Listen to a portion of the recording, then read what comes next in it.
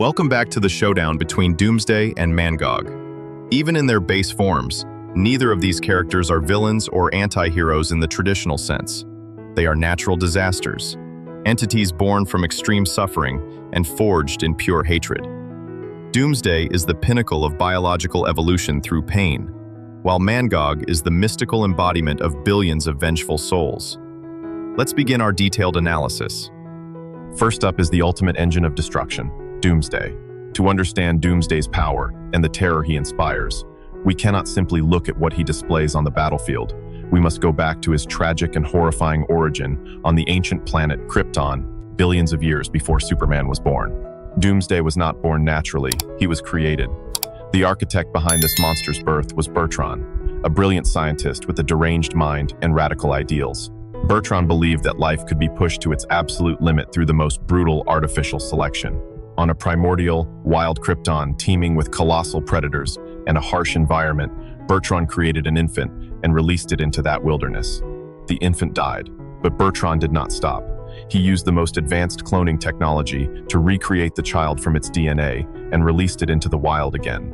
The child died again. This process was repeated millions, perhaps billions, of times. With each death, the next clone was born with minute mutations, carrying the instinctive memory of the pain from its previous death and evolving to endure or counter whatever had killed it.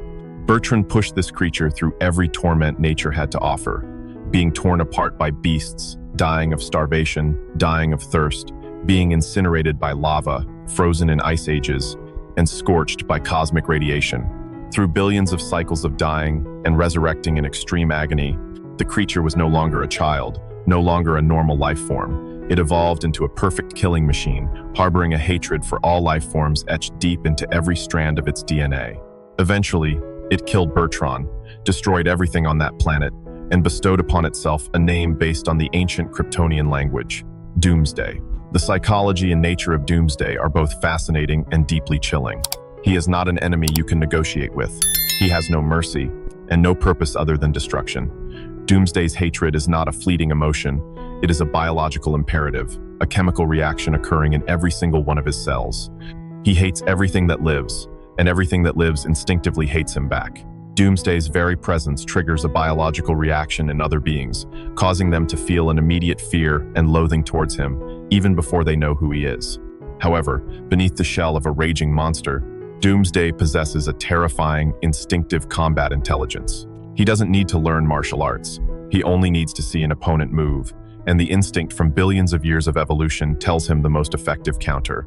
Physically, Doomsday's strength is not fixed. It is an infinite variable. His power is proportional to the amount of damage he sustains.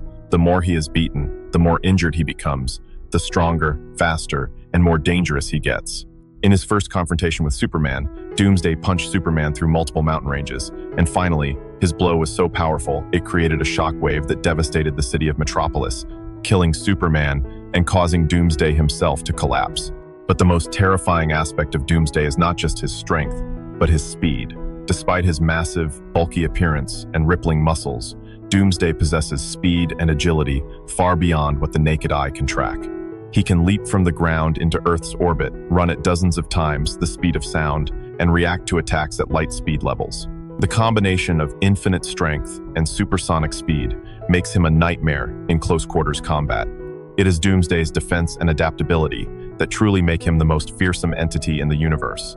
Doomsday possesses a reactive evolution system. If you kill him by freezing him, he will resurrect with complete immunity to extreme cold and the ability to generate extreme heat. If you kill him with energy, he will resurrect and absorb that type of energy completely. Doomsday is immortal. He can be pulverized into atoms, but if just one cell remains, he will regenerate. And this regeneration will come with an adaptation, making him immune to the method that previously killed him. His immune system is so potent that he can even adapt to conceptual and reality-based attacks. In some storylines, Doomsday has survived the destruction of the multiverse, adapting to death and oblivion itself. The sword, or rather the biological weapon, of Doomsday is the sharp spikes that grow from his bones. These spikes are not merely bone. They can pierce Superman's skin, shatter energy force fields, and even inflict irreversible wounds on immortal entities. When Doomsday is injured, these bone spikes can be fired at ballistic speeds, or he can use them to drain energy from his opponent. Furthermore, Doomsday also possesses the ability to absorb and metabolize energy. However, Doomsday is not without certain limitations, though these limits are extremely difficult to exploit. His greatest weakness lies in his very madness. He is entirely driven by his destructive instinct, possessing no long-term strategy, no capacity for teamwork, and is easily goaded into traps. Intelligent foes like Batman or Lex Luthor can sometimes exploit this blind rage to trap him in other dimensions or use conceptual weapons against him. Additionally, despite his ability to adapt to magic and energy at the highest cosmic levels, such as the power of the Spectre or the intervention of the Presence, Doomsday can still be suppressed or completely erased from reality because his biological evolution, while infinite, still operates within the framework of existence. Now, let's turn to the embodiment of hatred, Mangog. Mangog was not born in a laboratory. He was forged from the bloody history of Asgard itself. To understand Mangog's power, we must look into the past of the All-Father Odin. For thousands of years, Odin conquered the Nine Realms, defeating billions of creatures, monsters, and gods of various races. Rather than killing them all, Odin subjugated them, captured them, and imprisoned them. But conquest by force cannot extinguish hatred. The billions of souls of the vanquished, the deposed gods, and the imprisoned monsters amassed a colossal reservoir of hatred, resentment, and a thirst for vengeance. Sensing the danger of this accumulated hatred, Odin used the unparalleled might of the Odin Force to gather the hatred of those billions of beings, compress it within a mystical forge, and hammer it into a single entity. That entity is Mangog. Mangog is not merely a monster, he is the physical crystallization of pure hatred. He is the embodiment of a curse, the eternal declaration of war by billions of foes against Odin and Asgard. Mangog's sole purpose for existing, programmed into his mystical essence, is to find Odin, tear Odin apart, and destroy Asgard. Mangog's psychology is simple yet terrifying in its purity. He knows no mercy, no hesitation, and no concept of surrender. He does not fight to protect anything, but to annihilate. Mangog's hatred is not an emotion, it is fuel. The more he is attacked, the more he is oppressed, the hotter his hatred burns, and his power increases exponentially. Mangog is often imprisoned in the deepest dungeons of Asgard, bound by the strongest mystical chains, such as Gleipnir. Only when Asgard is plunged into crisis, or when the seals are broken, is Mangog unleashed, bringing with him the wrath of billions of souls. Mangog possesses strength that far surpasses most Asgardian gods, including Thor and Odin in their base states. His power is described as limitless because it is fueled by the hatred of billions of beings. In his confrontations with Thor, Mangog regularly overwhelms the Thunder God, withstands blows from Mjolnir without a scratch, and can hurl Thor through the walls of Asgard as if he were a rag doll. Mangog's strength is not limited to his muscles. He can deliver punches that create shockwaves capable of leveling a mountain or stomp his feet to generate earthquakes on a global scale. Mangog's durability is also absolute. His skin and muscles are tempered by hatred, rendering him immune to most physical and energy attacks, and even low-level magic. He has endured the harshest environments in the universe, from the cores of stars to the freezing void of space, without faltering. Mangog cannot be killed by conventional physical means. If you cut off his head, he will grow another. If you blow him to pieces, the fragments will automatically pull back together and regenerate his body. Mangog's immortality is tied to his mystical nature. He is an idea, hatred made material. To destroy Mangog, you cannot just destroy his physical body. You must address his mystical source. The only way to defeat Mangog is to use powerful binding spells, like Gleipnir, to seal him again, or to employ conceptual powers, capable of erasing the hatred from his mind, something that is nearly impossible. Mangog also possesses the ability to unleash destructive energy. He can fire beams of dark, highly destructive energy from his body, or from the warhammer, axe he sometimes wields. This energy not only causes physical damage, but also carries the weight of hatred, capable of corroding souls and shattering magical force fields. Mangog can also absorb energy. When Thor or other Asgardian gods use the power of thunder or magic against him, Mangog can absorb a portion of that energy and convert it into physical might, making him even larger and more ferocious. However, Mangog does have critical weaknesses stemming from his very origin. First, because he was created by magic, the Odin Force, Mangog is extremely sensitive and vulnerable to advanced forms of magical binding. Weapons or spells crafted by cosmic entities or supreme gods can temporarily suppress or contain him. Second, like Doomsday, Mangog is completely driven by hatred and destructive instinct. He lacks tactical intelligence, cunning, and the ability to adapt flexibly in complex situations. He is a gigantic sledgehammer, and to his eyes, everything is a nail.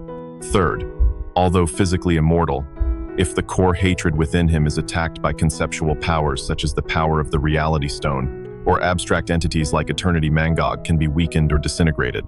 Battle analysis. Doomsday is a biological monster, a marvel of reactive evolution, carrying within him the pain of billions of deaths and resurrections. Mangog is a mystical entity, the living curse of billions of vengeful souls, forged by the power of an All-Father. A battle between Doomsday and Mangog would be an apocalyptic-level catastrophe, where the concept of winning or losing is overshadowed by sheer destruction. The two would charge at each other like freight trains colliding head-on. In this phase, Mangog might have the initial advantage in size and brute force. Mangog's power, fueled by billions of souls, is incredibly terrifying, and he is accustomed to wrestling with giant Asgardian gods. However, Doomsday is not a god. He is a biological aberration. When Mangog rains down punches capable of leveling mountains on Doomsday, Doomsday will not die immediately. Instead, his reactive evolution mechanism will activate. Every punch from Mangog, every wound Doomsday receives, will instantly be analyzed at the cellular level. Doomsday will adapt. His muscles will grow denser, his bones will become harder, and his speed will increase. Meanwhile, Mangog also grows stronger when attacked, because his hatred burns hotter. But this is where the fundamental difference in the nature of their power begins to show. Mangog's hatred is a mystical fuel, while Doomsday's adaptation is an absolute biological law. As Doomsday adapts to Mangog's physical might, he will begin to unleash counterattacks that far exceed his original limits. Doomsday has punched out Superman, an entity with physical strength equivalent to or slightly greater than Thor's. When Doomsday reaches his hunter, prey state or higher, his physical power can surpass even Mangog. Doomsday will start tearing through Mangog's mystical hide, and his bone spikes will begin inflicting real wounds. When they realize pure strength cannot put down their opponent, both will resort to energy attacks. Mangog will unleash destructive beams of dark energy, while Doomsday will use his energy absorption ability and counter with blasts of radiation. This is where Doomsday shows his superiority. Mangog can absorb energy, but Doomsday can adapt to energy. If Mangog uses dark energy to scorch Doomsday, Doomsday will not just endure it, he will evolve to become immune to that type of energy, then absorb it, converting it into his own power. Furthermore, Doomsday has faced and adapted to countless forms of energy in the DC universe, from Superman's energy to Green Lantern's energy to cosmic radiation. Doomsday's adaptive ability operates at a quantum level, allowing him to rewrite his cellular structure to counter any form of energy. Mangog, though powerful, still operates his energy attacks within the framework of Asgardian magic and hatred. Doomsday will quickly find a way to nullify or absorb these attacks, rendering Mangog's energy arsenal meaningless. Mangog cannot be killed physically, he is hatred materialized. If Doomsday tears Mangog to shreds, Mangog will regenerate. However, Mangog's regeneration is based on a magical foundation, the Odin Force. Doomsday, at his highest power levels, such as in Final Doomsday or when facing the Justice League, has demonstrated the ability to adapt not just to physical force and energy, but also to magic and concepts. When Doomsday is exposed to magic, he evolves to resist it. Mangog, though immortal, can still have his physical body destroyed and be sealed away. He has been temporarily defeated multiple times by the combined might of Thor, Odin, Hercules, and other Asgardian gods, or sealed by magical artifacts. This proves that Mangog's physical body, though extremely durable, still has a tolerance limit against attacks at a divine cosmic level. Doomsday, on the other hand, has been killed or beaten into unconsciousness by physical attacks at a cosmic level, such as Superman's punch or Darkseid's power, but he always resurrects. However, Doomsday's resurrection requires time and energy. If his physical body is completely destroyed at an atomic or conceptual level, he will take a very long time to regenerate, or in some cases, be permanently erased if an enemy uses absolute conceptual powers, like the Spectre. In this battle, Doomsday will reach an ultimate state of evolution. He will adapt to Mangog's hatred and to the magic of the Odin Force. Moreover, in terms of combat and instinct, Doomsday is a perfect warrior. He has fought Superman, Superboy Prime, Darkseid, and the entire Justice League. Doomsday's combat instinct, honed through billions of deaths, makes him a master of real-time reaction and adaptation. Mangog, though strong, is merely a berserker, fighting with brute force and hatred. He lacks the finesse and flexible adaptability of Doomsday. Mangog could inflict severe wounds on Doomsday, perhaps even kill him a few times, but each time Doomsday resurrects, he will carry immunity to what killed him. Conversely, Doomsday will continuously wound Mangog, and as Doomsday's evolution reaches the threshold of magic and concepts, he will find a way to break Mangog's mystical bond, shredding his physical body into fragments, and dispersing his hatred into oblivion, preventing Mangog from regenerating. Therefore, in my opinion, Doomsday would emerge victorious from this cataclysmic battle. What do you all think? Let me know your thoughts in the comments section. Please remember to subscribe to the channel. Thank you all very much.